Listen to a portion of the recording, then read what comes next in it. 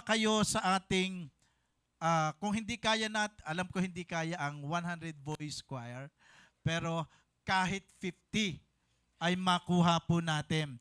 Mamaya po, yung nais sumali sa ating voice choir ay magpapaiwan po. Kahit 1 hour lamang po tayo, magpa-practice po tayo dito sa church. At every Sunday na po ito, magkakaroon po tayo ng mga 7 beses na practice dito po sa church. At nabanggit ko rin po na magbaon na lamang po tayo ng pananghalian po natin. Kung hindi naman, ay baka naman may milagrong mangyari dyan sa kusina, pero milagro din po yung 50 pesos na ipapalit po natin. Sino po ang excited sa 30 years po ng Rivers of Joy? Say amen. Hallelujah. Kaya po tayo po ay nagliliyab. Last month, ang atin pong team ay Ignite. Nagliliyab. Nag-aapoy. Ang pinag-usapan po natin last month ay patungkol po sa apoy. Ngayon naman, pag-usapan po natin ang tubig naman. Na ito ay nagpapatuloy, nagsisimbolo po ng banal na presensya ng Panginoon itong tubig na ito. Kaya po ang Rivers of Joy ay patuloy na nag-uumapaw at patuloy na dumadaloy. So, ngayong July, patungkol po sa tubig. Patungkol po sa pag-uumapaw na dumadaloy, patungkol po sa ilog, sa batis. Ang dami pong nagka-characterize po ng tubig, ilog, batis, bukal. Ito po yung ating theme for this month. At ngayon po sa Ezekiel chapter 47 verse 5 to 9, babasahin ko po ito sa wikang Tagalog. At ang sabi po dito 5 to 9, sumukat ulit siya ng 500 metro, ngunit iyon ay isa ng ilog at hindi na ako makalusong. Okay, sino po ang sumulat nito? Ito po ay prophecy. Pagka binanggit po natin ang Daniel, ang Ezekiel, ito po ay patungkol po sa mga prophecy. At ano po ang ibig sabihin ng prophecy? Ito po yung nais ng Panginoon, mensahe ng Panginoon na nais niyang iparating sa mga tao at gumagamit po siya ng propeta. At ang propetang ito ay si Ezekiel. Para po ang mensaheng ito ng Panginoon ay maibahagi ho sa atin. At wala po itong kinikilingan at walang pinipili. Bakit po? Kung ano yung mensahe ng Panginoon, sa propetang ito, kailangan niyang banggitin.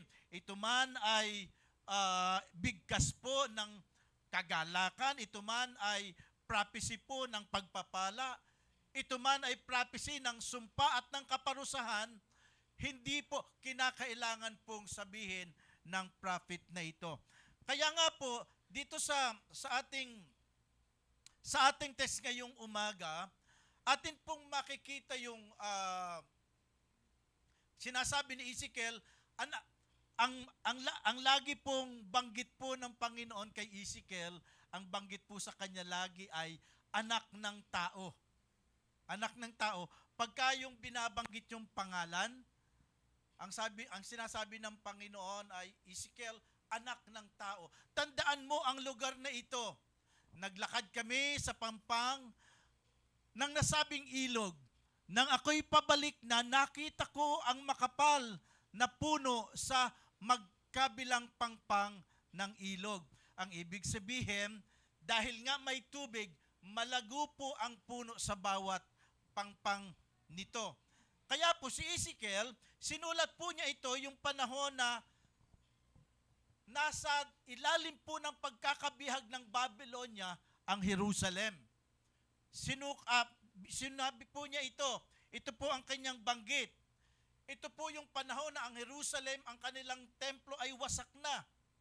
At ang bayan ay nangangarap na makabangong muli. Nangangarap na makabalik muli.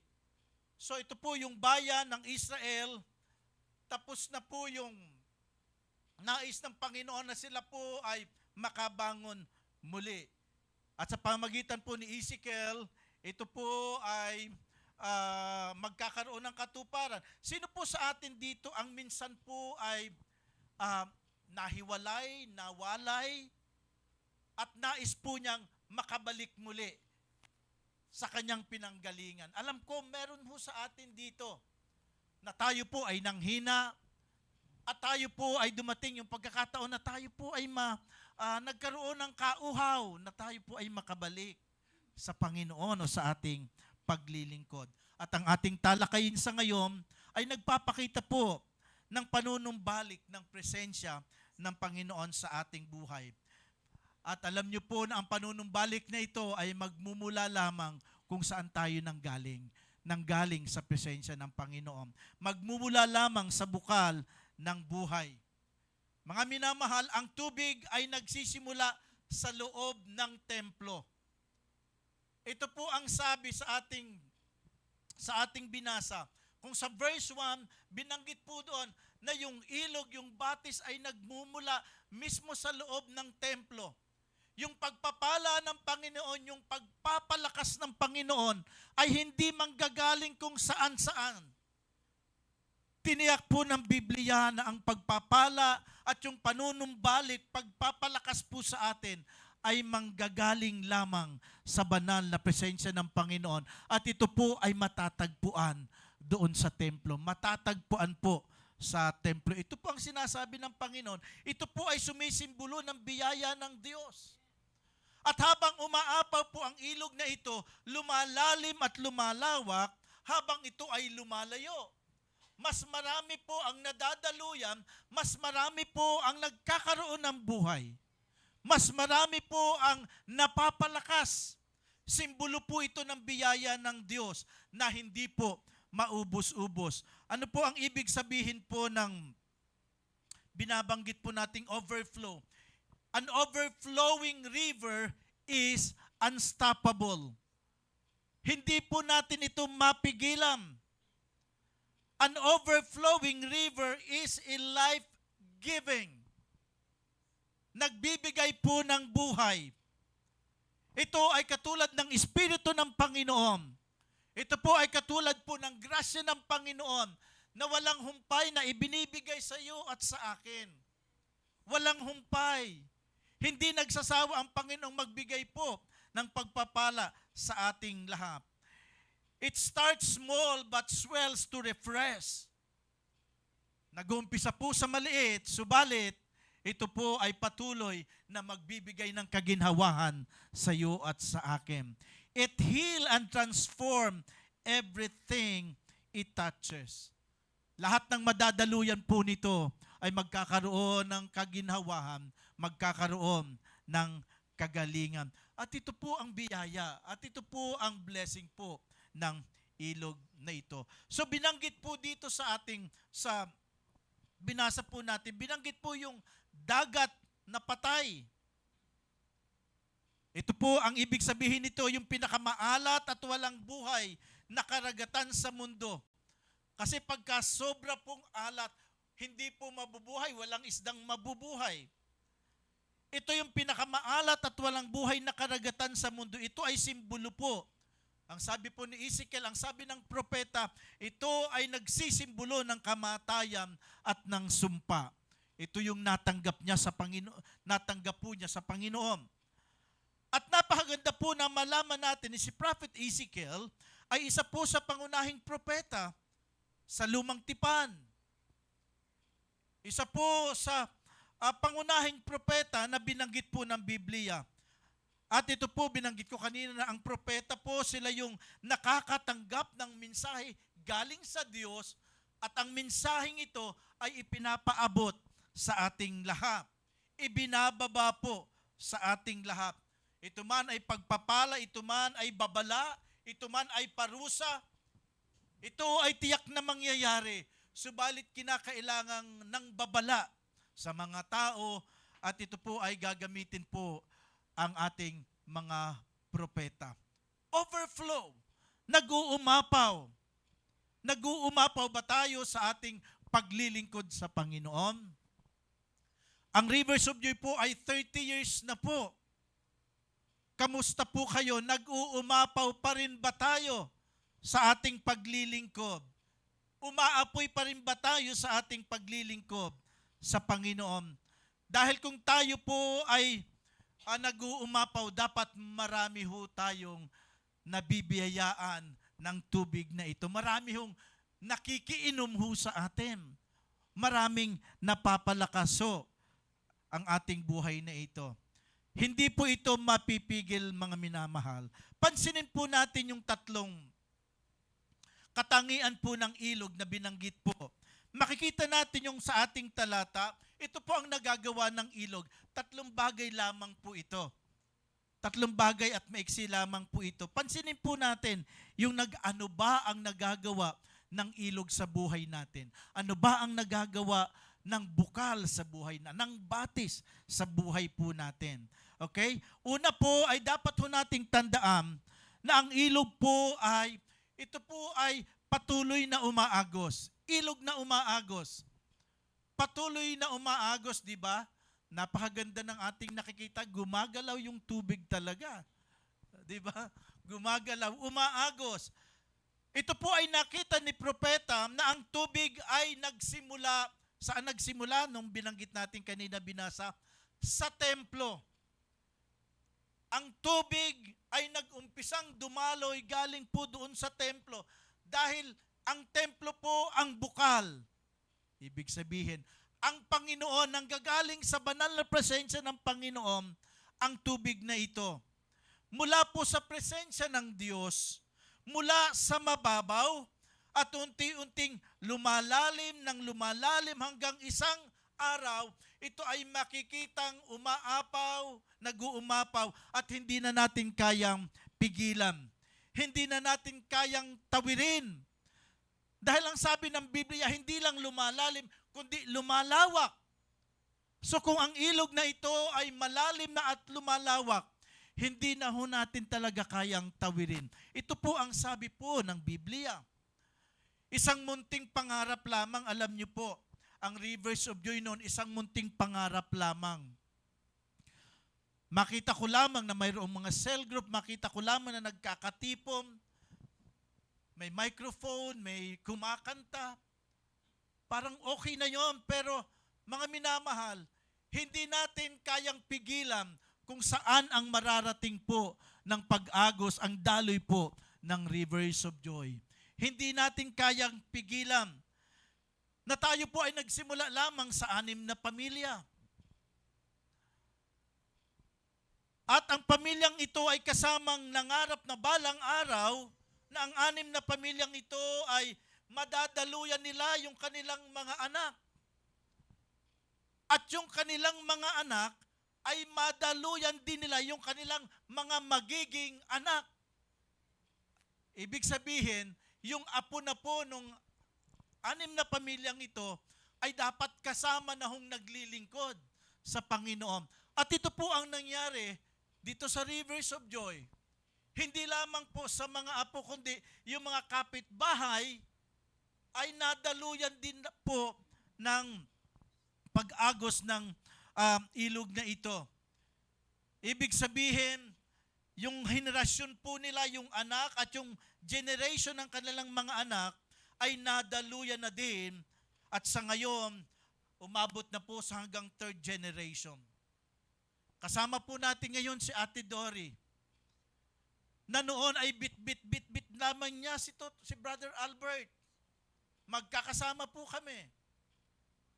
At sa ngayon, si Brother Albert, si Ditch, ang kanilang mga anak, si Matthew, hanggang generation, hanggang sa generation, ay dumadaloy po ang batis na ito sa kanilang mga buhay. At ito po ang nagbibigay ng lakas sa kanilang paglilingkod. Si Auntie May,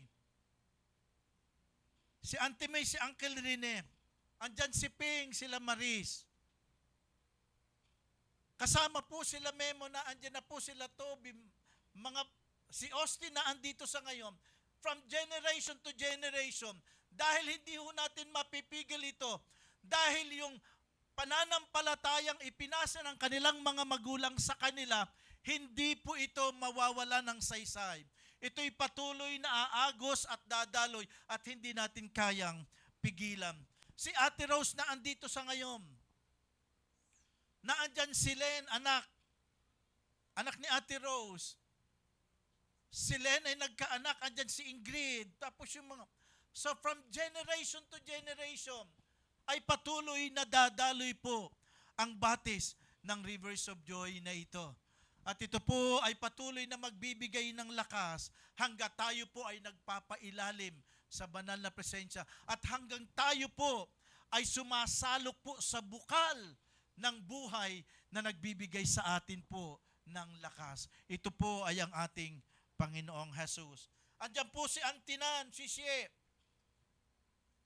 Andyan si Luis, sila Diyos, di ba? Kasama po natin. Si Ate Incar, hindi na ho natin kasama si Ate Incar. Pero sila Pati, yung kanilang mga anak, sila Amiel, ay naglilingkod po sa Panginoon. Si Ate Sela na hindi na po kayang ihakbang ang kanyang mga paa. Andyan si V, si Carlo, mga minamahal, ang mga pamilya pong ito. Ang sila pong nag-umpisa po ng gawain, mga pioneering work, kung saan nagpupunta hanggang sa ngayon ay kasama po natin dahil sila ay patuloy na sumasalok sa batis na nagbibigay buhay. Palapakan po natin ang Panginoon. Hallelujah. Ang sabi ng Biblia, habang patuloy na dumadaloy, habang patuloy na umaagos, lalong lumalalim at unti-unting lumalawak ang sakop nito. Nag-umpisa po sa University Hotel at tayo po ay palipat-lipat, dumadaloy, lumalaki at lumalawak po yung sakop po nito. From University Hotel, nadaluyan po sila Boy, andito sa ngayon, sila Flor, sila Kelly na andyan, sila Rem. Mga minamahal, sila po ay nadaluyan nung tayo po ay nasa University Hotel. Sila Ate Letty na andyan, mga minamahal. Na tayo po ay, nung umalis po tayo sa University Hotel, na alam niyo po, nagamit po natin yung pinakamaliit na room doon, room 101, na kaya lamang po ang mga 40 mga tao ang laman nito. Pero alam niyo po, after mga 1 year, nakuha na po natin ang room 104. Ito yung pinakamalaking lugar po doon sa University Hotel. Palapakan po natin ang Panginoon. Hallelujah. Hallelujah. So mga minamahal, ito po ang katunayan na ang ilog ay patuloy na dumadaloy. Hindi ganong kalakas. Pero ang mahalaga, buhay siya, dumadaloy at patuloy na lumalawak yung kanilang nadadaluyan. Dumaloy po ito sa Kalayaan, sa Maginhawa. Dumaloy din po sa Visayas Avenue, sa Welcome City. Nadaluyan po sila Kuya Nel, di ba? Nadaluyan sila Ate Au. At nung madaluyan po sila, pinagamit po nila ang lugar na ito. Dahil pag ikaw ay nadaluyan, ikaw ay magiging daluyan. Yung nag-agree, say amen. Pag ikaw ay nadaluyan, ikaw ay magiging daluyan ng pagpapala. Hallelujah.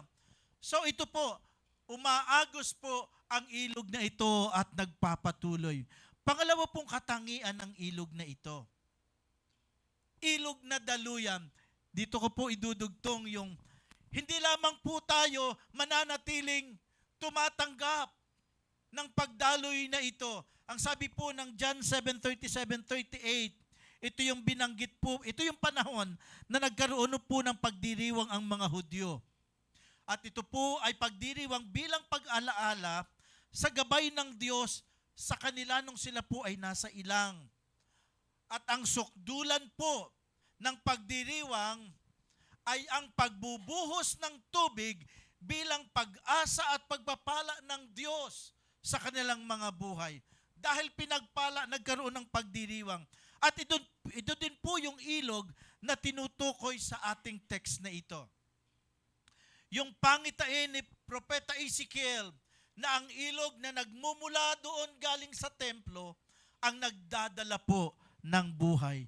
Dahil si Jesus ang tunay na mumula nito. Verse 37 ang sabi ni Jesus, kung sino man sa inyo, ang rivers of joy ay hindi namimilit.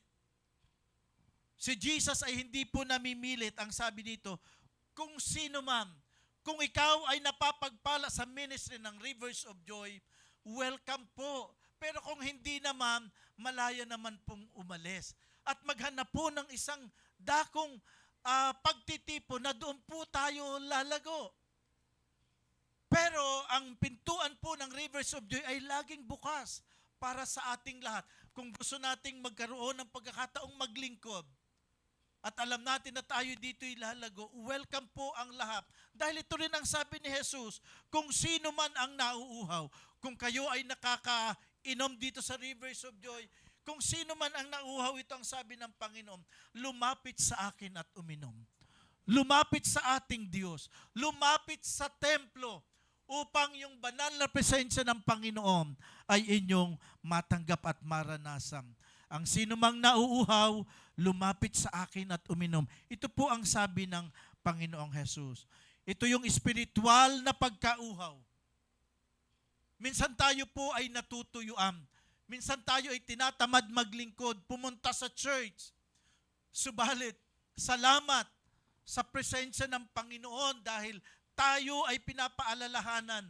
Sinasabi niya, bumalik ka na sa akin, anak. Dahil ako lang makapagbibigay ng tunay na kagalakan at kapayapaan sa iyong puso. Espiritual na pagkauhaw. Natutuyuan tayo. Tayo po ay naghahanap ng tunay na kapayapaan. Lumapit tayo kay Jesus at siya'y patuloy na nag-aanyaya. Hindi po ito sapilitan dahil ang sabi niya, kung sino man ang makainom ng tubig na nagbibigay buhay, kailanman hindi na po siya mauuhaw kailanman. Ito po ang ilog na binigay po sa atin po ni Ezekiel. Hindi po pinipigilan. Hindi po pinipigil. Ang buhay, ang pag-ibig at pagpapala ng Diyos ay hindi po natin kayang pigilin pagka tayo po ay pinagpala ng Panginoon. Ang dadaloy mula sa iyo ay patungo sa iba. Ang tanong, bakit ka pinagpapala ng Panginoon? Ang dahilan po para ikaw ay maging pagpapala sa iba. Bakit tayo patuloy na dinadaluyan ng Panginoon? Upang ang buhay mo ay maging daluyan din para sa iba. Amen? Maging daluyan din po para sa iba. From your generation to the next generation. Para galing sa pamilya mo, sa anak mo at magiging apo mo, dapat dumadaloy po ang banal na presensyang ito ng Panginoon. Pangatlong katangian po ng ilog at dito na po tayo magtatapos, mga minamahal. Pwede bang basahin natin sabay-sabay ng malakas? 1, 2, 3, begin. Ilog na pinagdaanan. Ang ibig sabihin, pinagdaanan, nalagpasan mo na. Ilog na pinagdaanan. Pero nang binalikan mo, ilog ito dati, bakit ngayon tuyong-tuyo? Sino po ang nakaranas po sa atin dito na tayo dati ay napakalakas sa ating paglilingkod? Alive na alive ka pag ikaw ay nagpe-praise and worship. Buhay na buhay, masiglang masigla. Pero dumating yung pagkakataon na tayo po ay natuyuan. Hindi ka na dumadalo sa gawain. Hindi mo na rin nire-replyan yung mga text ni pastor. Di ba? Si pastor ay nag-aalala sa iyo, ano na ang nangyayari? Mangangamusta lang, pero hanggang sin ka na lang. Ito yung pagkakataon na ikaw siguro marahil ay nasa ilog na may pinagdaanan na. Ikaw ay may pinagdadaanan sa buhay. Ang Joshua chapter 3 verse 15, kung atin pong babasahin ito, malaki ang tubig ng Jordan sa panahon ng tag-ani. Nang sumapit sa ilog Jordan, ang mga paring may dala ng kaba ng tipam, okay, ito yung tatawid po sila sa ilog Jordan. Tatawid po sila. Ngayon sila po ay nasa hangganan na. Ito po ay bago po mangyari yung himala ni Moises, sa pamumuno ni Moises. Ngayon po sila ay nasa hangganan na ng lupang pangako ay hindi, di ba, hindi po napayagan si Moises na makita yung lupang pangako, mapuntahan niyang lupang pangako. Ito po ay sa pamamagitan na lamang po ni Joshua, ni Josue. Kaya ang sabi dito, nasa hangganan na po sila. Subalit, sila po ay nanalangin. Naandyan na po yung mga kalaban, kaya lagi nilang pasan-pasan po. Yung laging nauuna po yung kabanang tipan, kabanang tipan, lagi po itong nauuna. Ito po ay kasunduan na sumisimbolo po ng presensya ng Panginoon. Buhat-buhat po nila ito. Hindi po nila ito ibinababa. Ito'y sumisimbolo ng kapangyarihan at banal na presensya ng Panginoon. So alam nyo po, dati madali lang namang tawirin yung Ilog Jordan. Madali lang tawirin ito. Pero itong panahon na ito kasi ay inabot po sila ng malakas na pag-ulam. Malakas po na baha. Kaya ito po ay nag-umapaw ng umapaw hanggang sa kabilang pangpang. Hindi po sila makatawid. At sa lawak po nito, di ba binanggit po kanina na lumalawak ng lumalawak at palayo ng palayo yung kanilang tatawirin. Sabi nila, paano tayo makakatawid sa kabilang pangpang, sa kabilang panig? At para makatawid, kailangan nila ng himala ng Diyos. Kailangan nila ng milagro ng Panginoon. Kailangan po ng hakbang ng pananampalataya. Kaya po nag-pray po sila. Pero nananalangin sila, hindi pa rin humihiwala yung tubig. Hindi sila makakadaan. Ngunit ito, pansinin ito mga minamahal. Nung sila ay nanalangin, hindi po humihiwalay ang tubig dahil hindi pa po sila, yung kanilang mga paa ay hindi pa ho na idadampi doon sa ilog. Hindi pa po nababasa yung kanilang mga paa. Pero the time na kanila pong matouch yung tubig at ang kanilang paa, mga minamahal, ibig sabihin, hindi lang sila nananatili dito sa malayo na nananalangin. Kasabay po, sangka po ng kanilang pananalangin ay ang kanilang pananampalataya ay sinangkapan po nila ng pagkilos. At sila po ay naglakad at dumampi po yung paa nila doon sa tubig at doon po nakita na humiwala yung tubig. Palapakan po natin ang Panginoon. Hallelujah. Ano po ang ibig sabihin nito? Ang ating pananampalataya ay kailangang sangkapan ho natin ng pagkilos. Amen? Sangkapan ho natin ng gawa. Dahil mas lalong mapapatunayan po natin na kumikilos talaga ang Panginoon at mapapatunayan ng Panginoon na totoo ka sa iyong ginagawa. Na tayo po ay seryoso sa ating ginagawa kung sinasamahan po natin, sinasangkapan po natin ng gawa. Kaya po, ipinapakita lamang nito na kailangan muna nating kumilos sa pananampalataya bago natin makita ang paglutas ng Panginoon sa ating mga problema. Kinakailangan munang makita yung hakbang ng pananampalataya at ipapakita sa atin ng Panginoon yung kalutasan ng ating mga problema. Nakukuha ho ba natin, mga minamahal?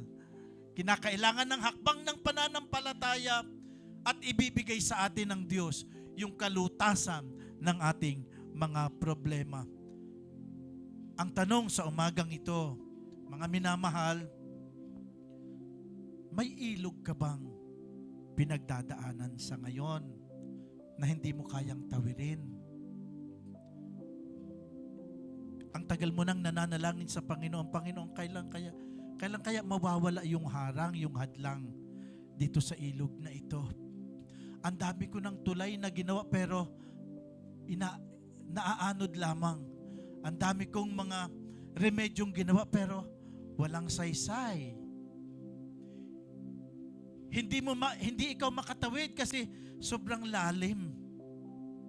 Sobrang lalim ng problema. sobrang taas nung kinakaharap mong sitwasyon, suliranin, mga alalahanin sa buhay. Ang lawak na sakop ng problemang iyong pinagdadaanan. Pero ang pangako ng Panginoon, ang sabi dito, walang hadlang na anumang baha na hindi natin matatawid, na hindi kayang daanan kung kasama mo ang Diyos na nakilala mo doon sa templo. Walang anumang suliranin, problema na hindi natin maitatawid kung ikaw ay nakapagsalok ng tubig doon sa templo at patuloy na dumadaloy sa iyo. Ito ang presensya ng Panginoon. Ang tunay na lakas po natin ay kung tayo ay nasa banal na presensya ng Panginoon. Amen? Sa banal na presensya ng Panginoon. Kayang papagpayapain ng Diyos ang anumang unos sa buhay mo. Lagi mo lang siyang isama. Lagi mo lang siyang dalawin doon sa templo. Lagi kang mag-igib, magsalok ng tubig na nagbibigay sigla at ng kapangyarihan. Ang pananampalataya ay dapat sangkapan natin ng pagkilos. Yung ating pananampalataya, sangkapan natin ng pagsisikap at pagkilos. Ibig sabihin, kailangan mong lumusong sa tubig kahit hindi mo nakikita ang daan. At yan ay pananampalataya. Lumusong ka sa tubig, hindi mo alam kung gaano ito kalalim, pero dahil ikaw ay nagtitiwala sa Panginoon na mayroon siyang gagawin, lumusong ka. At yan ay pananampalataya. Yan ay pagkilos. Kailangang lumusong sa tubig kahit hindi mo nakikita ang daan. Yung pagsubok po sa atin, mga minamahal, parang umaapaw na ilog, nakakatakot. Tila hindi na natin kayang lampasan. Ngunit ang pangako niya, kung kasama natin ang Diyos, ang tila hadlang na nagiging daan, ito po ay magiging himala para sa iyo.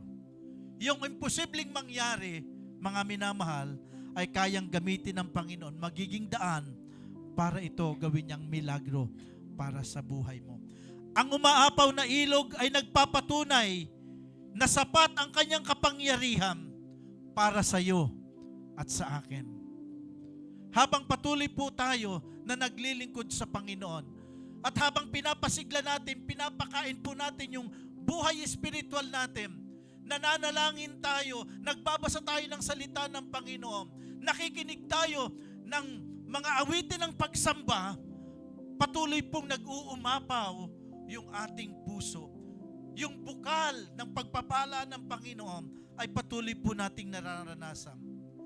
Hindi ka pinupuno ng Diyos para lang sa sarili mo. Hindi ka pinupuno ng Diyos para lang sa sarili mo, kundi para may maibahagi ka. Amen? Para may maibahagi ka. Ang pag-apaw ay palaging para sa iba. Dahil pag umapaw yan, ang ibig sabihin, wala na ho tayong kalagyan. Pinapayagan tayo ng Diyos na mag-umapaw para po yung apaw na ito ay maibahagi po natin sa iba. Apaw ng kaligtasan, apaw ng biyaya ng Panginoon, ibahagi po natin sa iba. Ang pag-apaw po ay palaging nasa iba. Overflow.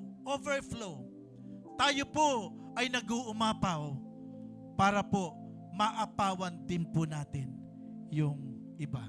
Amen? Huwag ho nating kalilimutan. Sangkapan ho natin ng pagkilos yung ating pananampalataya at makikita ho natin yung milagrong gagawin ng Panginoon. Pangalawa, nais ng Diyos na nag-uumapaw ka para ikaw ay may maibahagi sa iba. Palapakan po natin ang Panginoon. Hallelujah. Praise the Lord. At ngayon po ay hindi na ho talaga natin mapigil ang mga buwan na dumaraan. Ilang communion na lamang po ay Pasko na ulit. So sa ngayon po, tinatawagan ko po yung ating mga kasama dito para po sa ating communion. Hallelujah. Sino po ang natutuwa at tayo muli ay makikibahagi sa banal na hapunan ito ng Panginoon? Say amen. Praise God. Hallelujah. Naitanong nyo na ba, Pastor, bakit kailangan may communion? Ano ba ang halaga nito? Bakit kailangan pa nating mag-communion? Alam nyo po, ang paalala ng Biblia, may communion po tayo para hindi natin makalimutan kung gaano tayo kamahal ng Diyos. Ibig sabihin, every time na hawak-hawak po natin ang tinapay na yan, ang Diyos na yan na nagsasagisag ng katawan at dugo ng ating Panginoong Hesus, ang ibig sabihin niya, sinasabi niyo ng Panginoon, anak, mahal na mahal kita. Mahal na mahal kita. Para hindi natin makalimutan kung gaano tayo minahal ng ating Diyos. Kung ano ang kanyang ipinagpalit sa atin. Pinagpalit po niya, inialay po niya ang kanyang buhay. Siya po ang nag-iisang pinagmulan ng ating kaligtasan. Hindi kanino pa man. Hindi natin ito mahahanap sa iba. Si Jesus lamang ang tanging nag-alay ng kanyang buhay dahil ang kanyang pag-ibig sa iyo at sa akin, ito ay sukdulan. Sukdulang pag-ibig, sukdulang pagmamahal sa iyo at sa akin. Sige po, atin pong ibahagi. At tayo po ay manatili sa diwa ng pagsamba, sa diwa po ng pananalangin. Pasalamatan po natin siya habang hawak-hawak po natin ang mga bahagi sa ating harapan.